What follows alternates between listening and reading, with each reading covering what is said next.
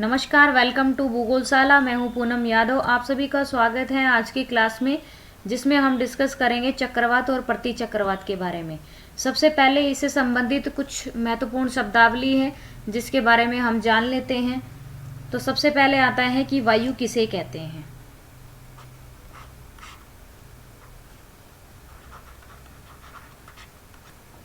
वायु किसे कहते हैं?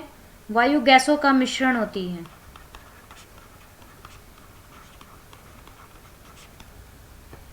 और किस प्रकार से चलती है? दाब में अंतर के कारण से। उच्च दाब से निम्न दाब की ओर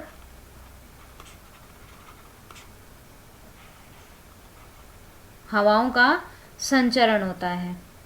इसके बाद आता है कि दाब किसे कहते हैं। वायुमंडलीय दाब किसे कहेंगे? प्रति इकाई क्षेत्रफल पर पड़ने वाला हवा का जो दबाव है, हवा का जो प्रेशर है, उसे ही हम कहते हैं वायु दाब। ठीक है। वायु दाब को मापने का जो यंत्र है वो बैरोमीटर है। वायु दाब का और तापमान का विपरीत रिलेशन पाया जाता है। तो अगर किसी स्थान का तापमान उच्च है तो वहां का दबाव है वो कैसा मिलेगा? निम्न दाब। और जिन स्थानों के तापमान है वो निम्न होते हैं वहां के दाब है वो उच्च पाया जाता है। इस प्रकार से तापमान और वायुदाब में विपरीत रिलेशन पाया जाता है। बैरोमीटर से वायुदाब को मापा जाता है और इसे मापने की इकाई है वो क्या है? MB, अर्थात मिली बार में मापते हैं और हेक्टा पास्कल में मापते हैं। ठीक है। फिर मानचित्र पर दबाव को प्रदर्शित करने के लिए समदाब रेखाओं का सहारा लिया जाता है। ठीक है। समदाब रेखाएं क्या होती हैं? समान वायुदाब को दिखाने वाली रेखाएं होती हैं, उन्हें समदाब रेखाएं कहा जाता है।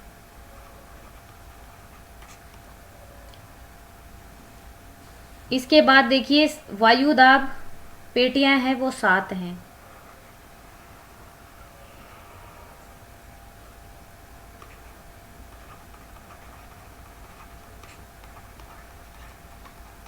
सात वायुदाब पेटियां पाई जाती हैं। सबसे पहले देखिए 0 डिग्री भूमध्य रेखा, इक्वेटर लाइन, इसके 5 डिग्री नॉर्थ और 5 डिग्री साउथ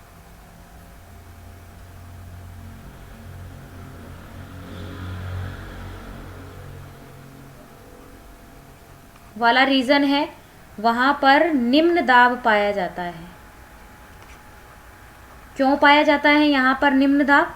क्योंकि यहाँ पर सूर्य की किरणें हैं वो बिल्कुल लंबवत पड़ती हैं और सीधी किरणें पड़ने के कारण से यहाँ का तापमान है वो अधिक होता है और अधिक तापमान होने के कारण से यहाँ का वायुदाब लो पाया जाता है। ठीक है। इसी के साथ देखिए, ध्रुवों के ऊपर जब प्रकाश जाता है तो किरणें तिरछी पड़ जाती हैं। ठीक है। और तिरछी किरणों का परावर्तन है वो अधिक हो जाता है। इसी के कारण से ध्रुवों के ऊपर सूर्य तप है उसकी प्राप्ति कम हो पाती है।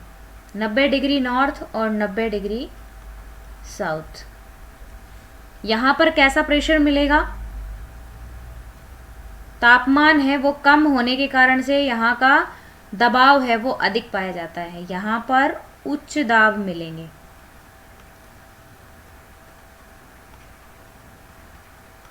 अब देखिए 3 वायुदाब पेटियां हो चुकी हैं जो सीधा ताप से रिलेशन है उनका। उत्तरी ध्रुवीय उच्च वायुदाब पेटी, दक्षिण ध्रुवीय उच्च वायुदाब पेटी और भूमध्य रेखीय निम्न वायुदाब पेटी। इसके बाद देखिए 0 डिग्री इक्वेटर लाइन के पास में 5 डिग्री नॉर्थ एंड साउथ के बीच में डोल्ड्रम पेटी के नाम से इसे जाना जाता है। इस क्षेत्र को डोल्ड्रम पेटी क्यों कहा जाता है? क्योंकि ये क्षेत्र शांत है। यहाँ पर कोई भी क्षैतिज पवन नहीं चलती हैं।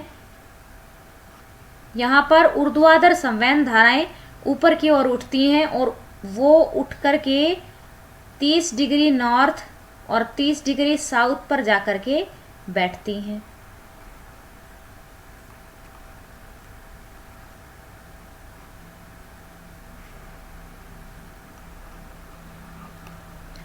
ठीक है, यहाँ पर हवाओं का कहाँ पर 30 डिग्री नॉर्थ और 30 डिग्री साउथ पर जो भूमध्य रेखा से उठने वाली हवाएं हैं, जब वो जाकर बैठती हैं और लगातार उनके उतरने के कारण से यहाँ पर उच्च दाब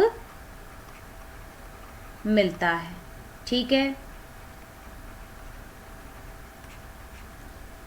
इसके साथ 60 डिग्री या 65 डिग्री नॉर्थ एंड साउथ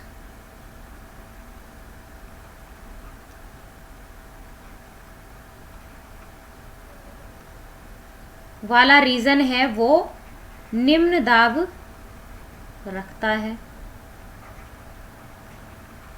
तो इस प्रकार से 7 वायुदाब पेटियां पाई जाती हैं।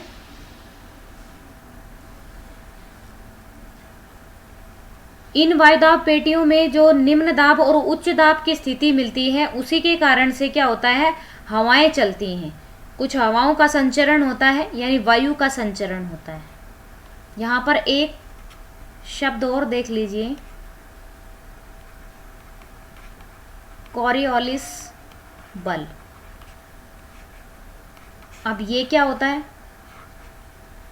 कोरियोलिस बल को घूर्णन बल के नाम से भी जाना जाता है। क्यों? क्योंकि ये पृथ्वी के घूमने के कारण से उत्पन्न होता है। और जे कोरियोलिस ने क्या किया था? जे कोरियोलिस ने इस बल के बारे में बताया था, इस बल की खोज की थी। ठीक है, नामकरण उन्हीं के नाम पे रखा गया है कि कोरियोलिस बल है। अब ये क्या होता है? इसके कारण से हवाएं कहाँ से कहाँ चलती हैं, यहाँ बताया हुआ है। देखो, उच्च दाब से और निम्न दाब की तरफ हवाएं चलती हैं, लेकिन ये सीधा मार्ग का अनुसरण ना करते हुए अपने मूल दिशा से थोड़ा घूम कर चलती हैं। और उस घूम कर चलने के लिए जो कारक जिम्मेदार होता है वो कोरियोलिस बल होता है। इसको विक्षेपण बल भी कहा जाता है, क्योंकि ये अपनी मूल दिशा से हवा को विक्षेपित करता है, यानी हवाएं कोरियोलिस बल के प्रभाव के कारण से मुड़कर चलती हैं, घूमकर चलती हैं। अब देखिए, वायुदाब या तो उच्च है या फिर निम्न है। ऐसे वायुदाब वाले क्षेत्रों पर जब हवाएं चलती हैं तो वो चक्राकार गति में घूमती हैं। ठीक है, और चक्र की आकृति में घूमने के कारण से ही इन्हें क्या कहा जाता है? चक्रवात कहा जाता है। तो हवाएं जब गोल गोल घूमती हैं, चक्र लगाती हैं, चक्राकार गति में घूमती हैं, उसी के कारण से चक्रवात और प्रति चक्रवात की उत्पत्ति होती है। ठीक है, कोरियोलिस बल के प्रभाव के कारण से उत्तरी गोलार्ध में, यानी नॉर्थ हेमिस्फीयर में, हवाएं अपनी मूल दिशा से, जैसे हवा को अगर जाना है उत्तर की तरफ, तो वो अपनी मूल दिशा से दाईं ओर विक्षेपित होकर चलेगी, यानी हवा की एक्चुअल पोजीशन ये रहेगी। ठीक है, अगर यहाँ हाई प्रेशर है और ऊपर की तरफ लो प्रेशर है, हवा को चलना चाहिए ऐसे, लेकिन वो स्ट्रेट ना जाकर के थोड़ा मुड़कर चलती है। इसी प्रकार से दक्षिणी गोलार्ध में जो हवाएं हैं वो अपनी मूल दिशा से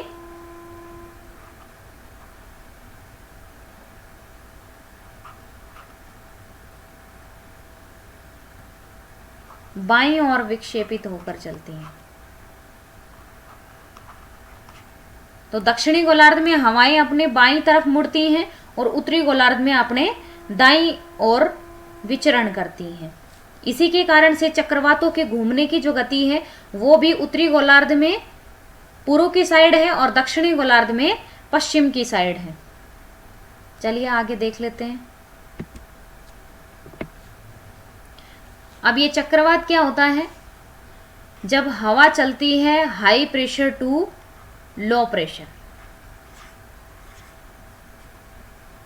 और इसी के कारण से हवाएं जब गोल गोल घूमती हैं यानी चक्र आकृति में घूमती हैं, उसे ही कहा जाता है चक्रवात। इस पोजीशन में क्या होता है कि तूफान आते हैं, बवंडर आते हैं, और हवा की गति है वो तीव्र होने के कारण से हवा का उत्थापन होता है और उसी के साथ में बारिश होती है। ठीक है, तो चक्रवात के केंद्र में लो प्रेशर होता है यानी निम्न दाब होता है। और इसके जैसे जैसे हम चक्रवात के केंद्र से और बाहर की ओर आते हैं, केंद्र से बाहर की ओर आएंगे तो दाब बढ़ता चला जाता है। यानी बाहर की ओर कैसे दाब होते हैं, उच्च दाब होता है बाहर की ओर, और अंदर की तरफ निम्न दाब होता है। अब आप एक बात बताइए कि यहाँ पर हवा किस तरफ चलेगी, अंदर की ओर प्रवेश करेगी, क्योंकि उच्च दाब बाहर की ओर है और निम्न दाब अंदर की ओर है। इस कंडीशन में हवाएं हैं वो अंदर की तरफ प्रवेश करती हैं। तो चक्रवात के अंदर क्या होता है, उच्च दाब से निम्न दाब की ओर, यानी हवाएं हैं वो केंद्र की ओर प्रवेश करती हैं। इसके साथ ही चक्रवात में वायु की दिशा है वो उत्तरी गोलार्ध में घड़ी की सुई के विपरीत और दक्षिणी गोलार्ध में घड़ी की सुइयों की दिशा में विचरण करती हैं। कैसे, देखिए उत्तरी गोलार्ध में मैंने आपको बताया कि हवाएं हैं वो अपनी मूल दिशा से राइट हैंड साइड विक्षेपित होके चलती हैं।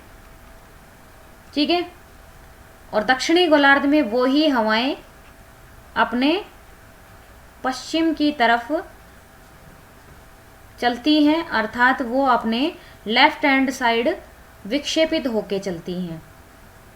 इसी प्रकार से जो चक्रवात होते हैं वो अनुसरण करते हैं।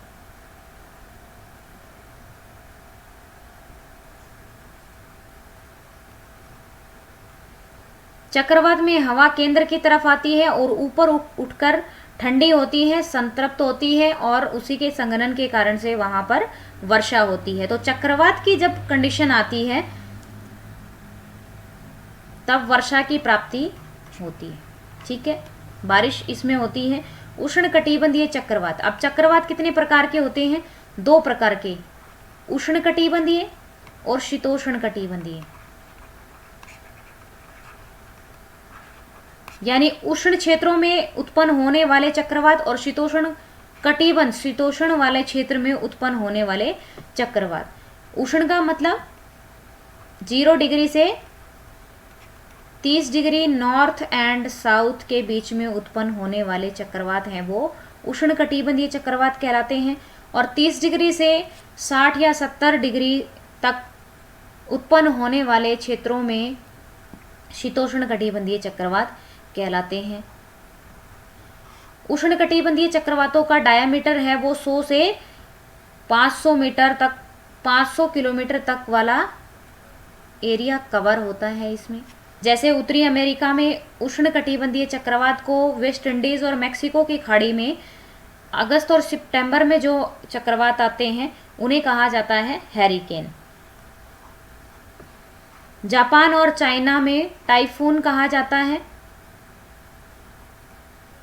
टॉर्नेडो क्या होता है, चक्रवात का ही एक प्रकार है, लेकिन टॉर्नेडो चक्रवात का एक छोटा रूप होता है, लेकिन परिणाम में ये बहुत ही प्रलयकारी और प्रचंड होता है। अर्थात इसकी स्पीड है और इसके द्वारा होने वाला नुकसान है वो बहुत ही प्रचंड होता है। टॉर्नेडो में यूएसए और थोड़े बहुत ऑस्ट्रेलिया में उत्पन्न होते हैं। टॉर्नेडो में हवाएं 800 किलोमीटर पर हावर की स्पीड से प्रवाहित होती हैं, जो एक सामान्य जितने भी चक्रवात आते हैं उनकी तुलना में बहुत ही अधिक स्पीड वाले होते हैं। तो इसी के कारण से तबाही भी उतनी ही अधिक होती है।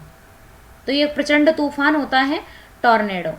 विली विली उत्तर पश्चिमी ऑस्ट्रेलिया में उष्णकटिबंधीय चक्रवातों को विली विली के नाम से जाना जाता है। अरब सागर और बंगाल की खाड़ी में चक्रवात के नाम से ही जाना जाता है। ये देखिए शेप चक्रवात की और प्रति चक्रवात की। प्रति चक्रवात के केंद्र में उच्च दाब होता है और उत्तरी गोलार्ध में ये चक्रवात है वो घड़ी की सुई की दिशा में संचरण करते हैं। प्रति चक्रवात में हवाएं हैं वो केंद्र से लेकर के और बाहर की ओर संचरित होती हैं। क्यों? क्योंकि इसके केंद्र में उच्च दाब होता है और बाहर की ओर निम्न दाब होता है। इसके साथ ही देखिए प्रति चक्रवात होता है, ये दोनों डायग्राम उत्तरी गोलार्ध के हैं, ठीक है।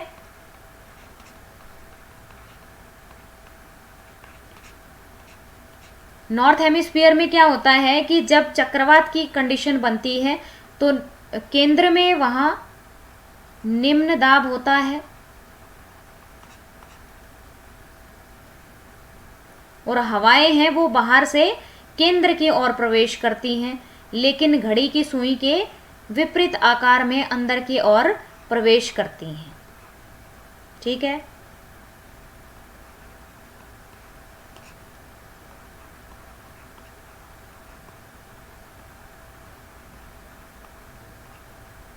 विपरीत आकृति में संचरण करते हैं चक्रवात, और प्रति चक्रवात है वो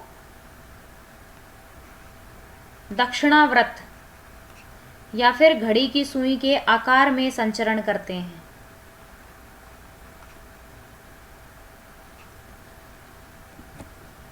आगे देखिए उत्तरी गोलार्ध और दक्षिणी गोलार्ध का डायग्राम दिखाया गया है। जब उत्तरी गोलार्ध में साइक्लोन की उत्पत्ति होती है तब वहां केंद्र में निम्न दाब होता है, हवाएं हैं वो बाहर से अंदर की ओर प्रवेश करती हैं।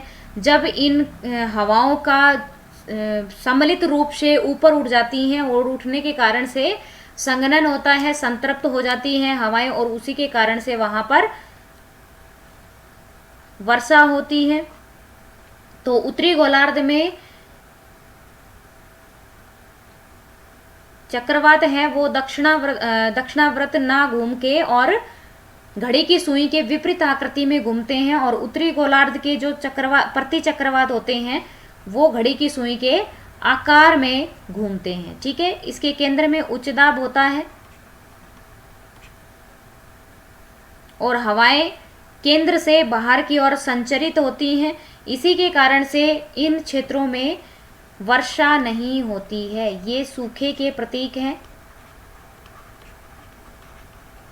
प्रति चक्रवात, जिन क्षेत्रों पर प्रति चक्रवात की दशा बनती है उन क्षेत्रों पर वर्षा की प्राप्ति नहीं होती है। इसी के साथ में साइक्लोन जब बनता है यानी चक्रवात जब बनता है तो केंद्र में हवाएं कैसी होती हैं, प्रवेश करती हैं, लो प्रेशर होता है। इसी के कारण से हवाएं वहां पर इकट्ठी होती हैं और फिर जब वो ऊपर उठती हैं, ऊपर उठने के कारण से ठंडी होती हैं और वर्षा की प्राप्ति होती है। तो यहाँ पर वर्षा होती है। ये आर्द्र मौसम का सूचक है चक्रवात। दक्षिणी गोलार्ध में किस प्रकार से चक्रवात बनते हैं? घड़ी की सुई के आकार में घूमते हैं, ठीक है। वो ही इसके केंद्र में भी निम्न दाब होता है और हवाएं हैं वो बाहर से अंदर की तरफ प्रवेश करती हैं, उत्थापन होता है हवाओं का और वर्षा की प्राप्ति होती है।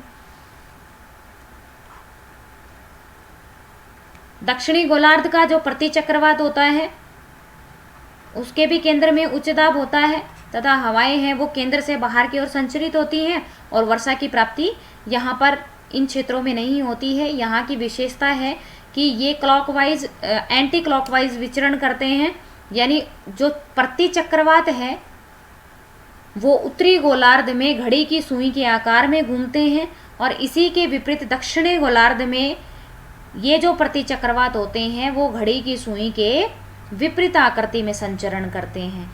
यानी इन सभी का विपरीत रिलेशन मिलता है।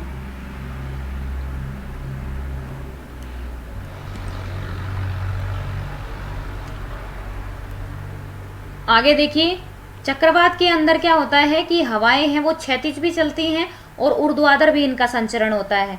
यहाँ देखिए अंदर की तरफ है वो दबाव इसमें कम होता है, निम्न दाब होता है। MB में इसको मापा जाता है, जैसे बाहर की ओर जाने पर दाब बढ़ता है। ये चक्रवात है वो उत्तरी गोलार्ध में एंटी क्लॉकवाइज घूमते हैं और दक्षिणी गोलार्ध में ये क्लॉकवाइज घूमते हैं। इनको अलग अलग जगह पर अलग अलग नाम से जाना जाता है। ठीक है, अटलांटिक ओशन में हैरिकेन कहा जाता है। मैक्सिको और फ्लोरिडा के तट पर इन्हें हैरिकेन के नाम से जाना जाता है, जो जून और नवंबर में इन चक्रवातों की उत्पत्ति होती है। जापान और चीन में इसे टाइफून के नाम से जाना जाता है। ऑस्ट्रेलिया में इसे विली विलीज के नाम से जाना जाता है और भारत के निकटवर्ती क्षेत्रों में इसे चक्रवात के नाम से ही जाना जाता है, जो अप्रैल और दिसंबर दोनों मंथ में चक्रवात की प्राप्ति होती है।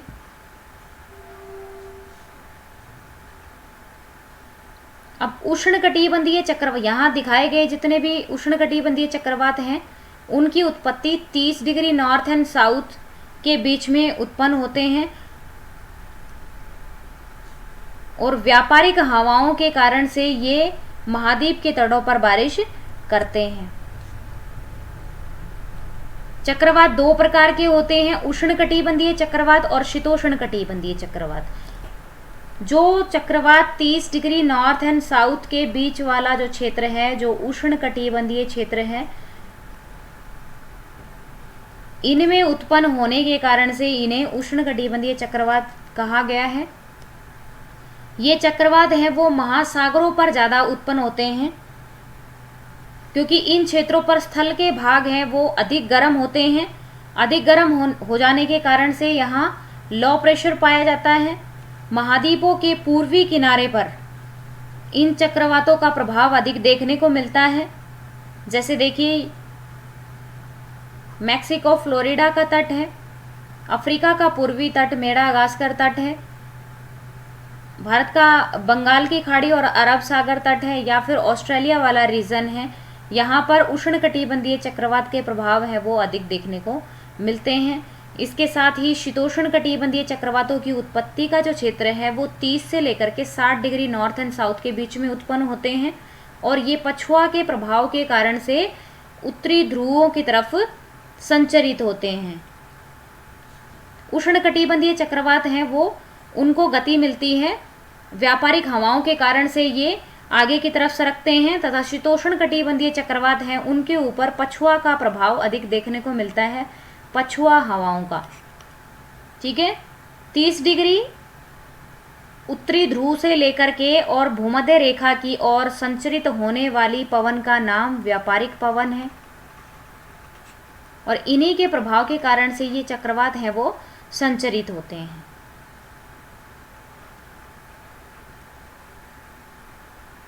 शीतोष्णकटिबंधीय क्षेत्रों में पछुआ पवनों के प्रभाव के कारण से ये चक्रवात हैं वो उत्तरी ध्रुव की ओर जाते हैं, ध्रुवों की ओर संचरित होते हैं। अब शीतोष्णकटिबंधीय चक्रवात और उष्णकटिबंधीय चक्रवात के मध्य क्या अंतर होते हैं देख लेते हैं। सबसे पहले तो उष्णकटिबंधीय चक्रवात है वो उष्ण क्षेत्रों पर पैदा होते हैं। ठीक है, इनका आकार है वो अपेक्षाकृत छोटा होता है, किससे? शीतोष्णकटिबंधीय चक्रवात की अपेक्षा। उष्णकटिबंधीय क्षेत्र में ये चक्रवात पैदा होते हैं, सिर्फ महासागरों पर बनते हैं। ग्रीष्म ऋतु में उत्तरकाल व शरदकाल दोनों में उत्पन्न होते हैं। इन चक्रवातों में वर्षा की दर है उसमें भारी अंतर देखने को मिलता है। ये अपनी ऊर्जा संघनन की गुप्त ऊष्मा से प्राप्त करते हैं, यानी लेटेंट हीट जो होती है, जो एनर्जी पाई जाती है वायु के अंदर, वो कहाँ से मिलती है? जब वाष्पीकरण होता है और उसके कारण से जो छिपी हुई ऊष्मा वायु के अंदर होती है, उसी के कारण से इन चक्रवातों को ऊर्जा की प्राप्ति होती है। इसमें समदाब रेखाएं हैं वो वृत्ताकार होती हैं, यानी गोलाकार होती हैं। तो इन चक्रवातों की आकृति है वो भी कैसी होती है? गोलाकार होती है। और ये चक्रवात कैसे होते हैं? व्यापारिक हवाओं के प्रभाव के कारण से पश्चिम की ओर संचरित होते हैं, यहाँ के तापमान में तीव्र प्रवणता होती है, यानी तापमान में अंतर आता है। पवन की गति है वो 30 मीटर प्रति सेकंड की रफ्तार से ये चक्रवात चलते हैं। कुछ घंटों से लेकर के कुछ दिनों तक प्रचंड व मूसलाधार वर्षा यहाँ पर होती है, यानी यहाँ पर होने वाली वर्षा है वो अचानक से वर्षा होती है। यहाँ पर कपासी मेघ बनते हैं। कपासी मेघों के द्वारा उष्णकटिबंधीय क्षेत्रों पर या उष्णकटिबंधीय चक्रवातों में वर्षा की प्राप्ति होती है। इन चक्रवातों के उत्पन्न होने का क्षेत्र क्या होता है? 8 डिग्री से लेकर के 15 डिग्री उत्तरी और दक्षिणी गोलार्ध दोनों में इसकी उत्पत्ति होती है, जिसे इन चक्रवातों को ITCZ के नाम से भी जाना जाता है, यानी अंतरा उष्णकटिबंधीय अभिसरित क्षेत्र।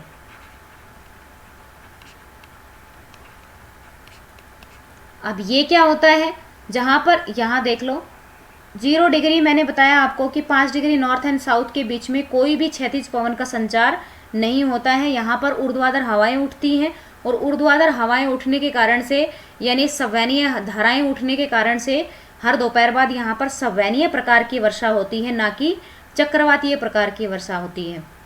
अच्छा, यहाँ पर चक्रवात क्यों नहीं बनते हैं? क्योंकि पृथ्वी का जो घूर्णन बल है वो सर्वाधिक ध्रुवों पर लगता है। इसी के कारण से भूमध्य रेखा पर घूर्णन बल है वो कम पाया जाता है। कटिबंधीय चक्रवात यानी ITCZ की उत्पत्ति है वो 8 डिग्री नॉर्थ से लेकर के 8 डिग्री साउथ से 15 डिग्री नॉर्थ एंड साउथ के बीच में इन चक्रवातों की उत्पत्ति होती है। और ये ITCZ वाले चक्रवात ही भारत में जाकर के वर्षा करवाते हैं।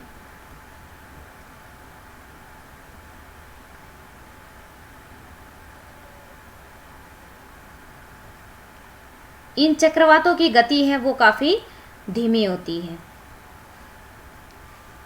आप देखते हैं शीतोष्ण कटिबंधीय चक्रवात। तो शीतोष्ण कटिबंधीय चक्रवात का क्षेत्र कहाँ होता है? 30 डिग्री नॉर्थ एंड साउथ से लेकर के 60 डिग्री नॉर्थ एंड साउथ के बीच में इन चक्रवातों की उत्पत्ति होती है। और इन चक्रवातों को पछुआ हवाओं द्वारा गति प्रदान की जाती है, यानी पछुआ हवाएं कहाँ चलती हैं? 30 डिग्री से लेकर के 60 डिग्री नॉर्थ एंड साउथ के बीच में ये हवाएं चलती हैं, जिनके कारण से शीतोष्ण कटिबंधीय चक्रवात बनते हैं। महासागर और महाद्वीप दोनों पर शीतोष्ण कटिबंधीय चक्रवात की उत्पत्ति होती है। शीत ऋतु में ही ये चक्रवात उत्पन्न होते हैं। इनके निर्माण में अधिक नियमित होते हैं, यानी यहाँ पर लगातार लो प्रेशर बना रहता है और इसी के कारण से यहाँ पर बनने वाले चक्रवात हैं वो नियमित होते हैं। ये अपनी ऊर्जा की प्राप्ति वायुराशियों के तापमान में विषमता से करते हैं। देखिए, शीत क्षेत्रों पर कम तापमान तथा जो उपोष्ण कटिबंध है यानी 30 डिग्री के आसपास है वो सर्वाधिक तापमान होते हैं, यानी उच्च तापमान रखते हैं। और शीत कटिबंध पर तापमान कैसे होते हैं? बिल्कुल न्यून होते हैं। तो इस प्रकार से अधिक और न्यून तापमान के बीच में विरोधाभासी स्थिति होने के कारण से इन चक्रवातों की उत्पत्ति होती है। यहाँ पर समदाब रेखाएं हैं, उनकी आकृति वी आकार की होती है, तो वी शेप के ही यहाँ पर चक्रवात बनते हैं। वी शेप के क्यों बनते हैं? क्योंकि यहाँ पर वाताग्रीय अवस्था होती है। अब वाताग्र क्या होते हैं? जब दो विपरीत स्वभाव वाली वायुराशियां हैं वो आपस में मिलती हैं तो मिल नहीं पाती हैं और उसी के कारण से उनके बीच में एक ढलवा सीमा का निर्माण होता है, जिसे ही वाताग्र कहा जाता है। वाताग्र की जो ढाल बनती है उस ढाल के सहारे ही बादल बनते हैं और इन्हीं से यहाँ पर वर्षा की प्राप्ति होती है। ये चक्रवात होते हैं जो शीतकाल में अधिक प्रभावी होते हैं। तापीय विरोधाभासी स्थिति के कारण से यहाँ इन चक्रवातों की उत्पत्ति होती है। यहाँ पर स्त्री मेघ बनते हैं और स्त्री मेघ बनने के कारण से यहाँ पर होने वाली जो वर्षा है वो लगातार होती रहती है। ठीक है। पवन की गति यहाँ पर 10 से 20 मीटर प्रति सेकंड की स्पीड से संचारित होती है, कई दिनों तक यहाँ पर कंटिन्यूस बारिश होती रहती है। उष्णकटिबंधीय चक्रवातों में इसकी तुलना से वर्षा है वो एकदम से होती है, अधिक होती है, प्रचंड होती है, मूसलाधार होती है। इसके विपरीत शीतोष्ण कटिबंधीय चक्रवातों में वर्षा स्त्री मेघों के द्वारा होती है और लगातार होती है, धीरे धीरे होती है, कम मात्रा में बारिश है वो होती है। उष्णकटिबंधीय चक्रवात हैं उनकी उत्पत्ति के क्षेत्र। तो उष्णकटिबंधीय चक्रवात हैं उनकी उत्पत्ति महाद्वीपों के पूर्वी भागों पर होती है। यानी ये चक्रवात उत्पन्न कहाँ होते हैं? महासागरों में होते हैं और महाद्वीपों की ओर संचरित होते हैं, महाद्वीपों के पूर्वी छोर को प्रभावित करते हैं, क्योंकि ये पछुआ के प्रभाव के कारण से पछुआ इन चक्रवातों को महाद्वीपों के पूर्वी क्षेत्रों की तरफ धकेलती है। ठीक है,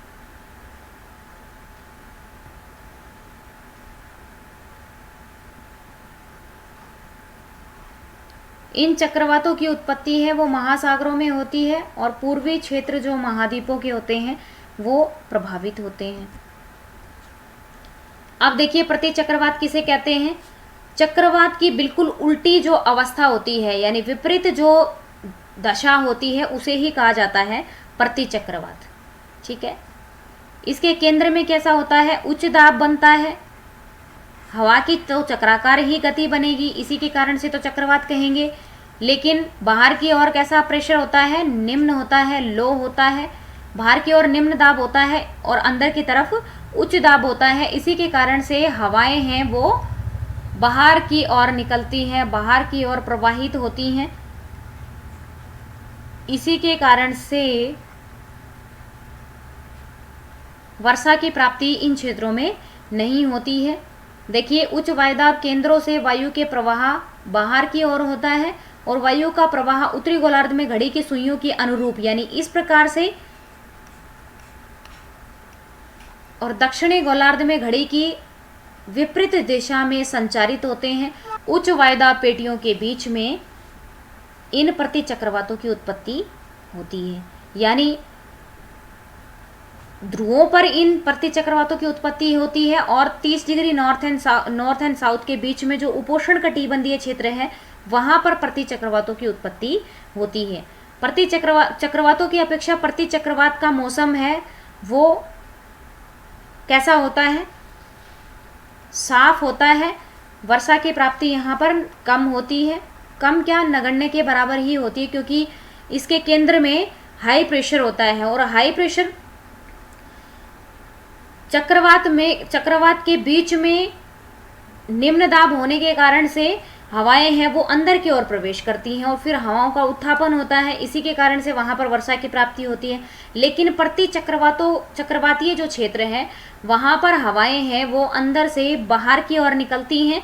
इसके कारण से हवाओं का उत्थापन नहीं होता है और ये सूखे के सूचक हैं, यहाँ पर वर्षा की प्राप्ति नहीं होती है। ये नॉर्थ हेमिस्फीयर है। अगर उत्तरी गोलार्ध में प्रति चक्रवात बनते हैं तो इसके केंद्र में उच्च दाब होता है और हवाएं अंदर से बाहर की ओर निकलती हैं। और किस प्रकार से निकलती हैं? घड़ी की सुई के आकार में निकलती हैं। इस प्रकार की आकृति बनती है, यानी दक्षिणावर्त या फिर क्लॉकवाइज आकृति बनती है। और दक्षिणी गोलार्ध में प्रति चक्रवातीय जो दशा बनती है तो उसके केंद्र में भी उच्च दाब होता है और हवाएं हैं वो बाहर की ओर निकलती हैं, लेकिन घड़ी की सुई के विपरीत आकृति में बाहर निकलती हैं।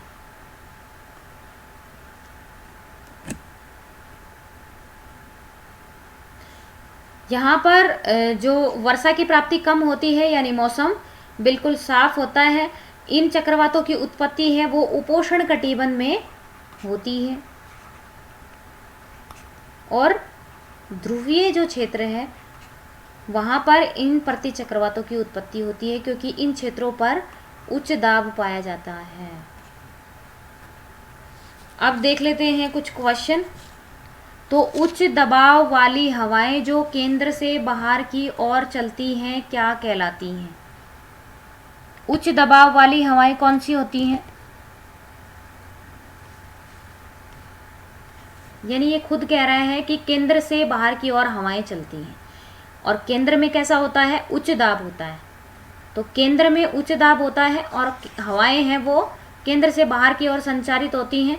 उससे क्या बनता है? प्रति चक्रवात किस क्षेत्र में उत्पन्न होते हैं? अभी पीछे की स्लाइड में बताया कि प्रति चक्रवात की उत्पत्ति है वो ध्रुवीय क्षेत्रों में और उपोष्ण कटिबंधीय क्षेत्रों पर। ठीक है,